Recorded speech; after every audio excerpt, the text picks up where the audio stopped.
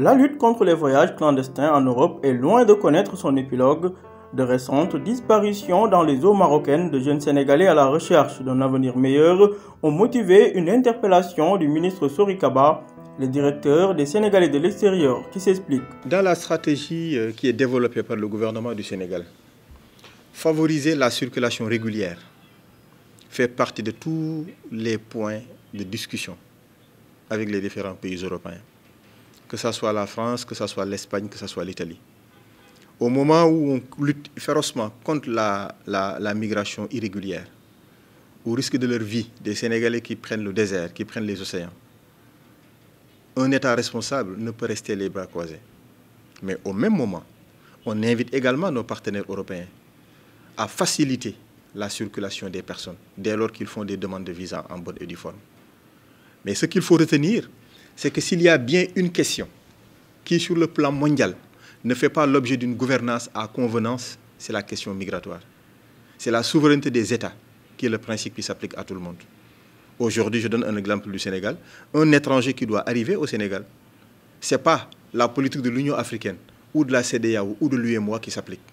Il y a oui des accords et des principes fondamentaux sur lesquels le Sénégal a souscrit. Mais par contre, si une personne est supposée menacer la sécurité nationale, le Sénégal est libre de ne pas lui accéder, de ne pas lui délivrer un visa. Ce qui s'applique du Sénégal s'applique également pour les autres pays d'Afrique du monde.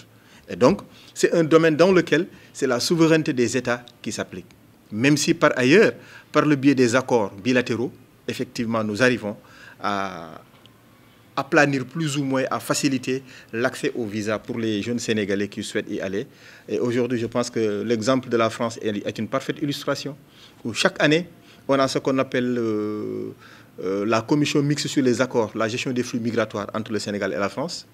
Aujourd'hui, le Sénégal et la Turquie ont beaucoup amélioré les conditions de séjour des compatriotes qui sont établis en Turquie, qui font qu'à peu près 2000 Sénégalais ont été régularisés.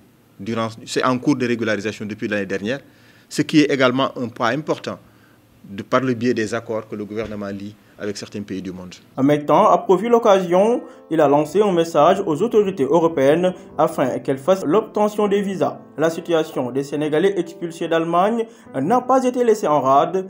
Maître Kaba de porter ainsi la réplique à ceux qui dénonçaient leur récente expulsion d'Allemagne. Nos compatriotes qui se sont établis en Allemagne, qui sont entrés de manière irrégulière dans le territoire allemand, ont fait des demandes d'asile. Et ils étaient à peu près 300 Sénégalais qui étaient en instance d'attente de leur réponse. Réponse leur a été donnée et ils ont été déboutés. Parce que pour prétendre à un droit d'asile dans un pays comme l'Allemagne, il faudrait que dans ton pays d'origine, qu'il soit en guerre ou que tu sois un pays où les droits de l'homme ne sont pas respectés, entre autres considérations. Ce qui n'est pas le cas pour le Sénégal. Ils ont été purement et simplement déboutés. Et donc la conséquence de leur action, c'est qu'ils doivent quitter le territoire allemand. S'ils refusent de quitter le territoire allemand, ben c'est de force qu'ils seront amenés à quitter le territoire allemand parce qu'ils ont été identifiés comme des Sénégalais. Ça ne fait pas de doute. Maintenant, certains n'ont pas attendu. Ils ont préféré tout simplement se volatiliser entre les frontières et disparaître dans la nature pour ne pas être expulsés. Par contre, ceux qui n'ont pas réussi à disparaître, eh bien, ont été bien identifiés parce que les dossiers, la durée de traitement des dossiers prend au moins 3 ans. Et durant ces 3 ans-là, vous êtes traités. L'État allemand les traite. Ils ont chaque mois une indemnité ou une petite pension qui leur est versée. Ils ont de petits frais de communication qui leur sont donnés chaque mois. Ainsi de suite, ainsi de suite. Donc, ils vivent paisiblement.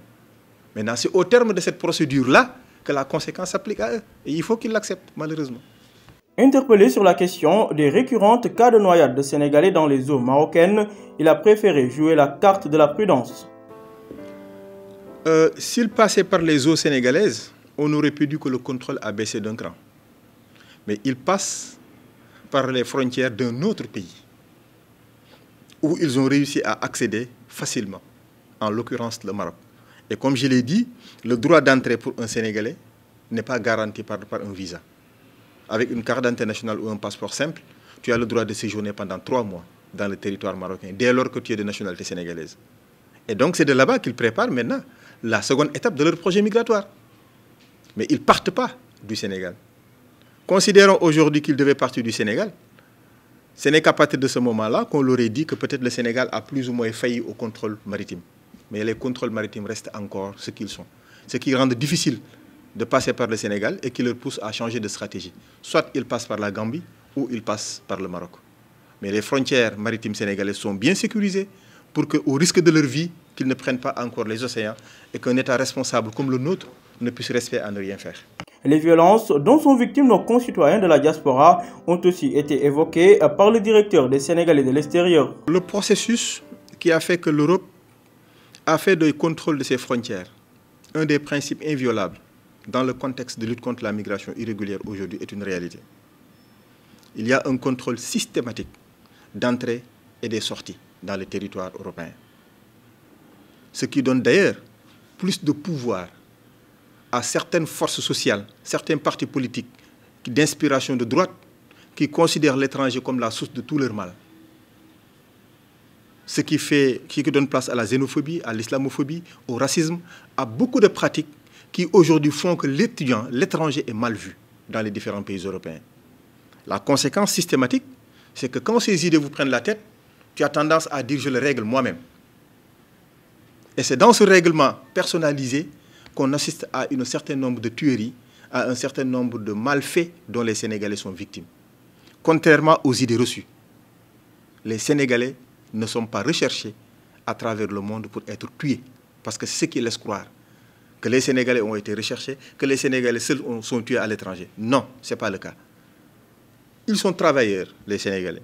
Ils sont dans leur poste de travail, ils travaillent comme ils le souhaitent pour gagner leur vie et entretenir leur famille au Sénégal.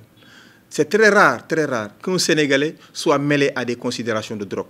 Même si beaucoup de cas d'emprisonnement pour ces 3 dernières années sont liés à ça. Et donc, je reviens à ce principe que nous avions évoqué tout à l'heure, la question de la sensibilisation. Il faut connaître les lois et les règlements du pays où on va pour pouvoir s'y accommoder. Et donc, il est du devoir de l'État de porter la sensibilisation à l'endroit de tous les potentiels migrants. Et ce qui fait qu'aujourd'hui, dans toutes les régions du Sénégal, on a ouvert des BAOS, des bureaux d'accueil, d'orientation et de suivi, qui portent un message à l'endroit de tous les jeunes qui sont devant eux, sans faire de distinguo a priori de celui qui veut rester au Sénégal pour y gagner sa vie, de celui qui veut quitter pour aller voir ailleurs. Le message est uniforme. Mais l'essentiel est qu'on considère que celui qui doit partir, il faut qu'il parte dans les conditions qui sont prévues, mais qu'il parte aussi avec tous les enseignements qui lui permettront de pouvoir vivre et de s'intégrer facilement. Malheureusement, des Sénégalais, quand ils sont tués, c'est la nation qui est victime, pas uniquement la famille. Parce que ça fait mal que de voir quelqu'un qui était parti à la recherche d'un bien-être et qu'il laisse sa vie. L'État crée un comité de crise à chaque fois qu'il y a un cas de compatriote qui est tué. L'État prend les services d'un avocat pour accompagner la famille, dès lors que la famille souhaite rester en justice. Ce qui n'est pas souvent le cas. Parce que aussi, nous sommes de très bons croyants et il arrive que la famille considère que c'est le bon Dieu qui s'exprime et c'est le bon Dieu qui est arrivé et que c'est le bon Dieu qui a agi. Auquel cas, tout le monde s'y accommode. Mais l'État montre toujours sa disponibilité à accompagner les familles, à supporter les familles par rapport aux frais liés au rapatriement des dépouilles.